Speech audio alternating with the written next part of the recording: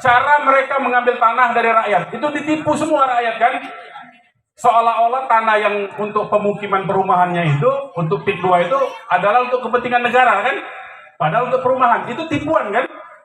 Nah kalau sudah ditipu begini, maka harusnya semua proses transaksi ini diperhatikan ini. Semua proses transaksi yang dilakukan dengan cara penipuan itu batal demi hukum. Kalau kita ngarepin kebaikan hati tadi, yang harusnya penguasa itu menjadi perisai, udah nggak ada sekarang pemimpin yang begitu. Jadi sekarang rakyat harus mempertahankan sendiri haknya, jangan ngarepin yang lain. Jangan berharap dengan orang lain. Rakyat harus berusaha sendiri mempertahankan haknya dan mengambil kembali haknya itu. Udah nggak ada ngadu ke sana, ngadu ke itu, sia-sia aja itu. Ya, udah nggak berfungsi semua itu. Karena semua sudah kena duit itu. Ya. Alhamdulillah. Alhamdulillah wa syukurillah. La ilaha illallah wahdahu la syarikalah wa asyhadu anna Muhammadan abduhu wa rasuluhu la nabiyya ba'da. Allahumma sholli wa sallim wa barik ala sayyidina Muhammad wa ala alihi wa sahbihi wa dzurriyyatihi ajma'in. Amma ba'd. Yang saya hormati ada orang tua kita ini, sesepuh kita, Bapak Haji Humaydi, ini orang tua kita luar biasa. Ya, kita jauh umurnya dengan beliau, tapi beliau masih semangat untuk hadir di hari ini. Di sini juga ada tuan rumah ini, Habib Hasan, ada Kiai Hafidin, ada Kiai Naseh, ada Kiai Khalid, Kiai Khalid ya, Kiai Khalil ya, Kiai Khalil dari Tangerang Selatan, ini tetangga saya sebetulnya. Ada Macan Kulon nih, jawara-jawara Macan Kulon, ini luar biasa, pendekar-pendekar semua ini. Ini juga beliau ini sepertinya dari Lebak ini, betul. Oh mau, ya luar biasa. Ini sudah banyak, sebetulnya udah banyak sekali ini tenaga. Kalau istilah dalam pertempuran militer itu udah cukup ini sebetulnya. Terus mau apa lagi? Ya, oh nah ini komandan semua ini. Kalau sudah ada komandannya, tinggal pasukannya yang dipersiapkan. Ya, jadi kita ini, saya mau cerita sedikit sebetulnya.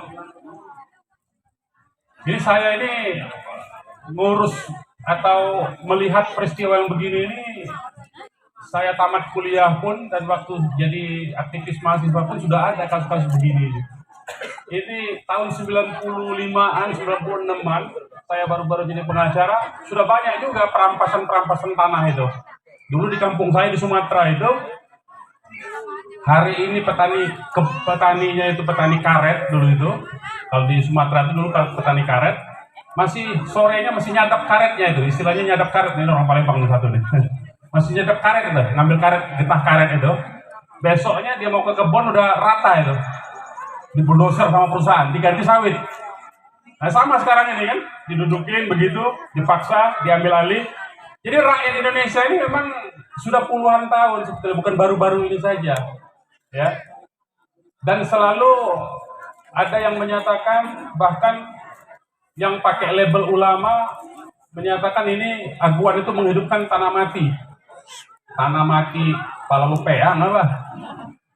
Jadi memang ada ulama yang begitu pun sudah ada dari dulu. Itu zaman dulu Nabi Musa, ada dulu namanya Bal'am bin Bawrah. Ya, itu zaman Nabi Musa. Jadi waktu zaman Nabi Musa itu, ketika Nabi Musa berhasil menyeberang dari Mesir ke Sinai, ya, menyeberang Laut Merah itu dulu tanah Kanaan yang disebut Kanaan itu atau Kanaan itu sudah ada penduduknya. Jadi kalau sekarang konteksnya sekarang orang-orang Yahudi menyatakan itu tanah yang dijanjikan, tanah milik nenek moyang mereka, sebelum Nabi Musa membawa mereka ke situ sudah ada penduduknya di Kanaan itu, yang sekarang dikenal dengan Palestina itu, ya. Nah, jadi di situ ada salah satu ulama, ya, ulama setempat yang bernama Bal'am bin Bawrah. Jadi ketika ada rombongan Nabi Musa ini masuk ke tanah Kanaan, penguasa-penguasa zolimnya itu minta Bal'am bin Bawrah ini mendoakan yang buruk-buruk kepada Nabi Musa. Ya.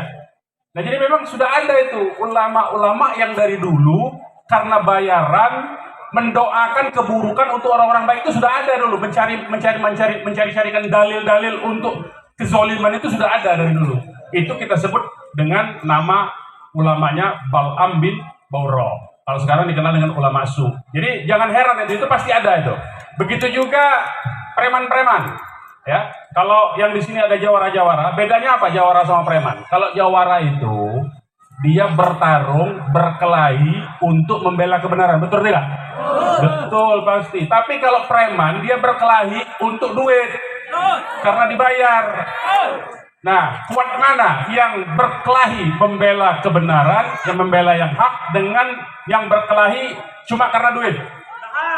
Itu pasti kabur itu. Begitu yang hak ini muncul pasti kabur itu, karena ini cuma duit. Dia nggak mau hilang nyawanya. Jadi jangan takut itu sama preman-preman yang begitu, ya. Nah, kalau lagi atas alasannya itu bahwa Agung Sedayu melakukan pembangunan yang anti dengan proyek PSN, anti pembangunan, itu dulu. Tahu nggak siapa bapak pembangunan itu? Yang dikenal dengan bapak pembangunan siapa? Salah, itu ketinggalan zaman. Yang dulu sudah awal tuh Fir'aun tuh. Iya. Mau bukti nggak? Piramid Mesir itu masih ada sampai sekarang tuh. Itu bukti pembangunan Fir'aun tuh. Fir'aun bener atau sesat? Sesat tetap aja. Jadi yang membangun fisik katanya yang hebat itu belum tentu benar itu. Ya, sudah dibuktikan itu Fir'aun tuh. Jadi kalau ada yang ngomong-ngomong ini untuk pembangunan, ya Fir'aun juga bangun bilang masuk neraka dia. Ya, masuk neraka Fir'aun. Siapa yang berani ngomong Fir'aun masuk surga? Ayo, berani bantah, silakan. Ya. Jadi jangan khawatir kalau kita berada di tempat yang benar, ya sudah membela yang benar, itu jangan pernah mundur satu langkah pun. Nah, tadi sudah banyak disampaikan oleh Pak Hozin ini ya, Pak Hozinuddin ini. Saya cuma mau nambah satu aja ya, atau beberapa informasi lah. Jadi tadi yang PSN, sebetulnya yang disebut PSN itu, ini biar pada tahu nih, kalau ada aparatnya di sini, ada aparat desa di sini, ada aparat pemerintahan yang lain, ada intel-intelnya, tolong sampaikan, biar tahu kalian semua. Yang disebut PSN itu, Jokowi, saya sebut Jokowi bukan pemerintah ya, Jokowi waktu itu kebetulan sebagai presiden, sebagai penguasa, ya, dia beri ke perusahaan Aguan karena Aguan menyelamatkan mukanya di IKN, ya, karena Aguan, karena IKN itu tidak ada investor yang sudah disampaikan Jokowi itu seolah-olah investor yang di IKN itu banyak, padahal nggak ada. Nah, untuk nutup malunya Jokowi, Aguan bikin hotel di situ. Aguan atau Kongguan itu? Oh, Kongguan, Aguan ya. Jadi dia bikin hotel. Nah, karena Aguan menyelamatkan muka Jokowi, maka oleh Jokowi diberilah daerah di utara pantai Jawa, di sebelah PIK 1 itu, di Kecamatan Teluk Naga ya, yang sebelah PIK 1, itu ada kawasan hutan mangrove yang tidak diurus. Itu milik perhutani pengelolaannya, milik negara, diberikan ke Aguan. Ini hutan nih, supaya diurus, supaya hutannya ditanamkan kembali karena udah banyak yang rusak, katanya banyak yang rusak ya. Padahal ada yang ngelola tuh, PT Perhutani, BUMN milik negara. Kemudian karena dia diberi hutan mangrove itu, di sekitar hutan mangrove itu nanti akan dibikin tempat hiburan. Ya, dibikin tempat hiburan itu apa? Dibikin sirkuit balapan, balap mobil, balap motor, kemudian tempat-tempat makan, ya begitu, wisata. Nggak ada pemukiman, bikin rumah nggak ada. Karena itu hutan, nggak boleh diubah fungsinya. Nggak boleh dijadikan perumahan. Itu yang disebut dengan PSN yang 1.700 hektar tadi. Nggak ada, pemukiman nggak ada. Hanya pemulihan hutan mangrove dan kawasan tempat hiburan. Cuma itu top namanya itu. Itu yang disebut PSN. Itu saja sudah salah. Kenapa? Ini hutan milik negara, masih dikelola oleh perhutani, sama Jokowi diberikan ke Aguan. Itu saja sudah salah. Sudah korupsi itu. Karena tadi imbal balik di IKN. Satu salahnya. Jadi kalau PSN Aguan itu, PSN PIK 2 itu dianggap benar, salah itu. Prosesnya memberi, itu tidak boleh, itu korupsi itu. Karena untuk memberikan aset negara kepada pihak lain itu harus persetujuan DPR sebetulnya, DPR RI, ya. Nah, itu satu kesalahannya. Apalagi kemudian di luar kawasan yang 1.700 hektar mereka membohongi rakyat seolah-olah kawasan pemukiman perumahan yang sampai di sini tepatnya ini kecamatan apa namanya? Tanara. Ada di petanya sudah saya kasih di grup itu. Sampai ke Tanara sini itu akan dibikin pemukiman semua. Jadi itu nggak ada dalam proyek PSN, nggak ada. Ini proyek swasta semua. Kalau proyek swasta, apa beda? Katakanlah sekarang kita ngomong soal PSN. Apa itu PSN? PSN itu pertama, ya, proyek strategis negara yang gunanya untuk kepentingan umum. Contohnya apa? Jalan umum ya, bukan jalan tol. Jalan umum, jalan negara. Rumah sakit pemerintah, sekolah, kantor-kantor desa, kemudian puskesmas. Nah, itu disebut proyek strategis nasional untuk kepentingan umum.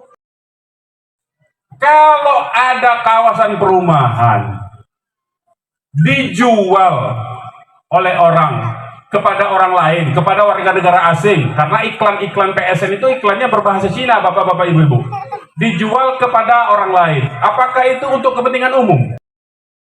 Bukan, sama sekali bukan itu. Jadi yang disebut dengan proyek strategis nasional itu ada proyek untuk kepentingan umum. Sekolah, rumah sakit, kantor pemerintah, bandara, jalan-jalan umum, itu disebut proyek untuk kepentingan umum. Itu disebutnya PSN. Kalau di luar itu bukan PSN, proyek swasta itu. Proyek 9 naga semua itu. Ya. Nah, jadi itu kedua kesalahannya, ya. Yang ketiga, cara mereka mengambil tanah dari rakyat. Itu ditipu semua rakyat kan?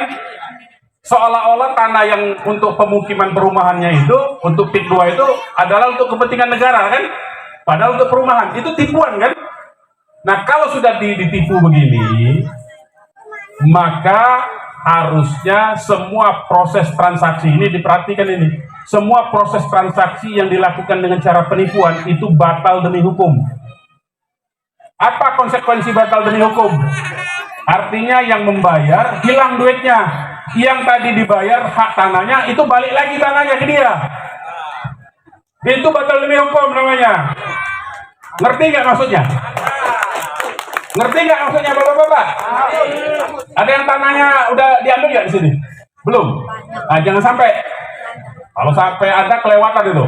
Jadi kalau sudah dibayar, mau dibayar separuh, mau dibayar full, ya, karena tadi ditipu seolah itu adalah proyek untuk kepentingan umum, proyek nasional milik negara, dan ternyata bukan, maka transaksi itu batal karena itu penipuan. Ya. Kalau batal itu apa? Yang bayar hilang duitnya, yang punya tanah balik lagi hak tanahnya itu. Ya, harus ngerti itu. Nah, yang belum kembali haknya, ya ambil lagi. Makanya bilang tuh sama kecamatan-kecamatan sebelah, jangan takut, itu tanahnya mereka, salah sendiri itu. Nah, kalau soal premannya, kita punya jawara, kita punya santri, kita punya banyak tenaga ini. Ada laskar segala macam, ya. Harus, kalau enggak, kapan haknya itu bisa dapat? Kalau kita ngarepin kebaikan hati tadi, yang harusnya penguasa itu menjadi perisai, udah nggak ada sekarang pemimpin yang begitu. Jadi sekarang rakyat harus mempertahankan sendiri haknya. Jangan ngarepin yang lain. Jangan berharap dengan orang lain. Rakyat harus berusaha sendiri mempertahankan haknya dan mengambil kembali haknya itu. Udah nggak ada ngadu ke sana, ngadu ke itu, sia-sia aja itu. Ya, udah nggak berfungsi semua itu. Karena semua sudah kena duit itu. Ya, mulai dari pejabat tingkat desa tadi sudah disebut, siapa-siapa namanya itu. Wah, banyak itu. Ya, ada puluhan orang itu ya. Ustaz Fauzi tahu sekali nih, karena dia turun ke lapangan berkali-kali. Kalau saya udah nggak turun ke lapangan, udah nggak sanggup, udah tua saya. Udah tua saya. Tapi saya mendukung terus, terutama dari teman-teman kita Macan Kulon dan Jawara-Jawara Banten lainnya. Ini mesti segera digerakkan ini, karena mereka itu cuma preman untuk nyari duit aja. Sementara Jawara-Jawara kita ini berjuang untuk kepentingan rakyat, untuk membela yang hak. Ya, kalau yang hak tidak dibela, dibiarkan, maka habis semua nanti. Itu yang ini. Nah, yang ketiga saya mau sampaikan, ya, tadi kan saya bilang itu untuk pemukiman, dan pemukiman itu dijual kepada warga negara Cina dan orang-orang yang bukan penduduk dari Banten, ya. Nah, itu harganya mahal. Kalau di pelang-pelangnya itu 60 juta tuh per meter tuh harganya itu. Sementara dia beli berapa itu? 50.000, jauh dengan 60 juta ya. Udah sana. Ada dulu ya.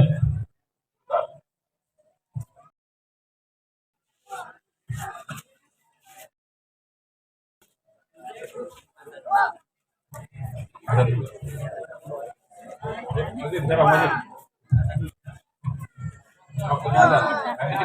Nanti kita dituduhnya komunis soalnya. Azab kita terus nanti sholatnya setelah itu kita dulu.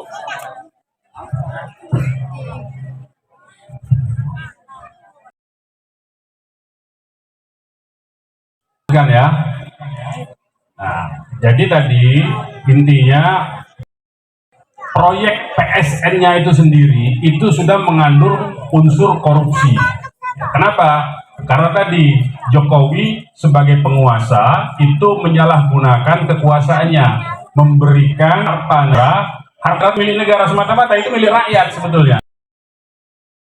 Ya, diberikan kepada orang per orang, diberikan kepada korporasi, diberikan kepada perusahaannya milik aguan. Ya, nah jadi itu satu penyalahgunaan kekuasaan, termasuk kepala desa yang membuatkan keterangan palsu, itu termasuk, itu bukan sekedar pemalsuan pidananya itu, tapi itu sudah korupsi. Jadi seharusnya Kejaksaan Agung atau KPK, jadi Kejaksaan Agung kemarin nggak boleh mundur sebetulnya dari kasus itu. Yang pemalsuannya orang-orang mungkin yang terlibat di situ, tapi kalau kepala desanya itu kasusnya korupsi sudah. Ya, nah jadi ini perlu diketahui. Jadi kalau ada kepala desa memberikan surat keterangan palsu, itu korupsi dia. Apalagi dia mendapatkan duit. Dapat duit nggak kira-kira itu? Oh banyak itu, ya. Nah itu, nah ini yang sekarang yang terakhir ini soal aspek bukan semata-mata soal tanah rakyat. Yang namanya pemukiman, ya kawasan bisnis itu kan selain pemukiman, kalau kita lihat rencana PIK itu selain pemukiman itu adalah kawasan perdagangan, kawasan bisnis. Nah kalau sudah ada pemukiman, ada kawasan bisnis, ada sekolah sendiri, ya, ada pemerintahan sendiri, itu disebutnya koloni kalau zaman dulu. Dulu VOC, ya perusahaan Belanda sebelum pemerintahannya menjadi pemerintah Hindia Belanda itu namanya VOC. VOC dulu juga itu sewa dengan Sultan Banten, dengan Sultan Cirebon, dengan Sultan Gresik, ya dia sewa tuh dengan Sultan Bone, seluruh Indonesia, kerajaan-kerajaan Nusantara tuh dia sewa kepada kesultanan Nusantara itu. Nah, tetapi kemudian dalam sewanya itu dia membangun benteng. Di situ dia tempatnya ada gudangnya segala macam. Lama-lama dia bangun pemukiman untuk karyawan yang bekerja di mereka. Lama-lama menjadi dia. Bapak-bapak, ibu-ibu tahu nggak? Negara yang asal mulanya itu tempat perdagangan, kawasan pemukiman, kemudian jadi negara. Tahu nggak? Yang paling dekat itu Singapura. Singapura itu dulu tanahnya milik Melayu. Orang-orang pendatang Cina dari Republik Rakyat Cina datang ke situ, di backup oleh Inggris, didirikan pelabuhan, diberi tempat, diberi tanah, kemudian didatangkan orang-orang Cina sebanyak mungkin sehingga jumlah Melayunya kalah. Jadilah dia negara Singapura. Kanada juga begitu. Kanada itu aslinya bangsa Indian. Bangsa Indianya nggak tahu kemana, musnah, punah, jadilah orang kulit putih di situ. Amerika begitu juga, itu orang Eropa datang ke situ, bikin tempat perdagangan, pelabuhan di yang namanya kota New York sekarang, bikin di situ, bikin pemukiman, kemudian dia jadikan itu negara. Jadi sudah ada contoh, sudah banyak contoh, dan sampai sekarang contoh itu masih berlaku. Orang-orang pendatang yang tadinya hanya kawasan pemukiman dan perdagangan, lama-lama jadi negara sendiri. Itu sudah ada, bukan hayalan. Jadi jangan dianggap ini membohong. Ini yang mesti kita jaga. Ini katanya aparat-aparat ini saya sampai dituduh teroris, anti Pancasila, anti NKRI. Itu mereka kemana? Justru aparat negara yang melakukan itu. Jadi siapa yang teroris?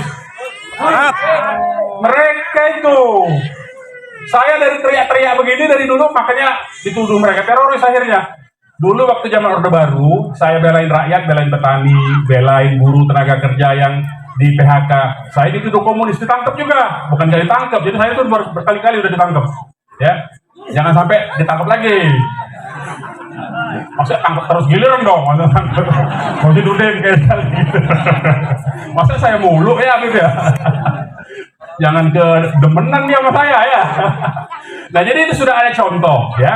Sudah ada contoh tempat pemukiman warga negara asing yang dari luar wilayah situ datang di situ, mendirikan pemukiman, mendirikan pusat perdagangan, akhirnya jadi negara sendiri. Apalagi di PIK 1, PIK 2 itu sudah ada tuh kantor-kantor yang memegang senjata itu. Sudah ada di situ. Itu tinggal mereka kalau digaji lebih besar oleh negara baru nanti pindah itu nanti. Nah, tadi dikatakan bahwa kalau ini proyeknya jadi membuka lapangan kerja, bapak-bapak yang mana punya anak-anak muda mau jadi satpam doang di situ? Kalau saya ogah anak saya jadi satpam. Yang mereka enak-enak kita disuruh jaga. Kalau ada apa-apa ngadepin sesama pribumi kita yang disuruh maju. Warga kita juga. Ini kan kurang ajar namanya. Betul. Nah, zaman Belanda juga begitu dia. Yang namanya dulu marsose itu dibayar dari orang-orang pribumi yang bego-bego tolol-tolol yang otaknya isi duit aja itu, disuruh berperang dengan pejuang-pejuang kita, sama itu. Nah kita jangan mau itu ya. Jadi kalau mereka mau dibayar begitu, kita lebih tinggi nilainya dari situ. Nah jadi tadi saya kembalikan ya, kalau itu sudah jadi koloni, lama-lama dia akan bikin negara sendiri, dan itu bukan hal yang susah buat mereka, karena mereka tinggal bikin saja. Syarat negara itu kan ada 4 sebetulnya. Ada wilayah, ada penduduk. Nah mereka kalau sudah punya wilayah, sudah penduduk, tinggal bikin pemerintahannya. Kalau pengakuan, gampang itu pengakuan. Singapura, Republik Rakyat Cina pasti ngaku itu. Besok hari ini mereka proklamasi Republik Rakyat Cina, Singapura pasti mengakui karena saudara mereka itu. Ya? Jadi ini bukan nakut-nakutin, ini memang kenyataan. Ya, jadi kalau ada aparat pemerintahan yang nggak sadar bahwa ini ancamannya lebih besar dari sekedar masalah tanah, tapi ini masalah kedaulatan NKRI, kedaulatan negara kita, makanya harus dipertahankan. Di Malaysia, saya sudah kirim juga itu, di Malaysia itu ada satu kampung yang orang di luar kampung itu nggak boleh beli tanah di situ, nggak boleh beli tanah di situ, diusir sama mereka. Kalau mau tinggal tempat aja boleh, tapi nggak boleh beli tanah, nggak boleh punya hak di situ. Jogja melakukan hal itu. Sultan Jogja itu Hamengkubuwono IX dulu, bukan yang sekarang ya. Sultan Hamengkubuwono IX dulu Cina-Cina di Jogja itu memberontak. Akhirnya Sultan Jogja, Sultan Hamengkubuwono IX itu membuat aturan orang-orang Cina nggak boleh punya hak atas tanah. Sampai sekarang tuh. Makanya mereka pusing tuh di Jogja itu. Nah sekarang itu apakah bisa kita lakukan? Bisa kalau kita kuat. Bisa kalau kita mampu mempertahankan hak atas tanah kita. Jadi intinya jangan gampang, jangan mau ditakut-takut. Ini mumpung Tanah Hara ini sudah mulai itu belum pembebasannya? Sudah. Udah banyak yang kena. Udah banyak yang kena. Ambil, ngapain takut? Orang itu tanah apa? Emang itu tanahnya aduan bawa dari Republik Rakyat Cina apa? Kan bukan. Sudah dibayar, salah sendiri dia yang rugi. Itu karena nggak sah. Karena tadinya bapak-bapak yang jual itu karena mengira itu proyek pemerintah kan? Bukan, itu bukan proyek pemerintah, itu bukan proyek negara. Itu proyek swasta. Mau dibikin untuk pemukiman. Jadi jangan khawatir, ya. Pertahankan hak bapak-bapak ibu sekalian. Jangan pernah takut menghadapi kezoliman. Itu biasalah hal-hal yang begitu tuh. Nakut-nakut itu biasa. Itu nanti juga dia lama-lama kalau dia nggak dibayar, sekarang ini kan dia lagi ragu-ragu itu. Jadi preman-premannya kan kurang tuh, kurang aktif lagi karena duitnya udah kurang kan. Nah kesempatan sekarang, ambil tuh tanah, bilang sama yang lain, yang tanah yang sudah dibayar, yang belum dibayar tuh, apalagi yang belum dibayar, yang sudah dibayar saja boleh itu, karena batal tuh, apalagi yang belum dibayar. Jadi ambil lagi itu, jangan takut. Nah saya kira itu saja dari saya. Mudah-mudahan nanti kita doakan masyarakat Banten ini ada persatuannya semua ini ya. Jangan sampai gampang dipecah belah ini. Itu yang paling penting, itu jangan sampai dipecah belah. Jangan sampai, biasanya mereka itu kalau sudah begini itu mainnya main adu domba. Mulai memunculkan isu-isu. Wah ternyata nama dia besar, bukan nama kelompoknya sini. Nah yang begitu-begitu tuh. Suka digitu-gituin tuh. Wah ternyata ini yang nongol, apa kita nggak diajak? Ah itu mulai itu. Udah kalau udah begitu udah pecah lagi tuh. Nah sekarang jangan hal-hal yang begitu tidak penting lagi. Yang bagi kita penting itu satu, rakyat tidak hilang haknya, hak-hak rakyat harus kita jaga, kezoliman harus kita lawan, dan negara ini kita jaga.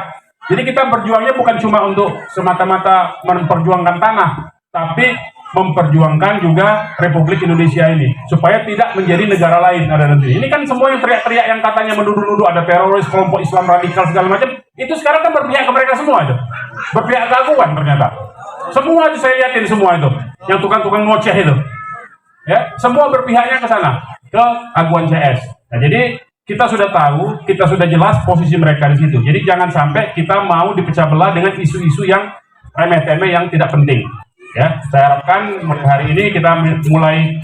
Kalau saran saya, bapak-bapak semua bikin forum rutin pertemuan nih, Beb, di Tangerang, di Banten khususnya, ya, bikin forum rutin misalnya seminggu atau 2 minggu sekali ketemu semua tokohnya, yang ngobrol-ngobrol, ngopi-ngopi begitu, ngeriung kira-kira begitu, supaya kalau dalam istilah sholat itu barisan kita, soft kita tidak ada yang kosong. Kalau soft kosong itu biasanya setan masuk tuh, bisik-bisik dia. Nah mulailah itu terjadi tuh pecah belah. Nah itu yang paling penting dijaga. Jangan sampai soft kita itu renggang. Softnya harus rapat. Nah cara cara supaya setan tidak masuk menggoda kita itu softnya harus rapat. Harus itu.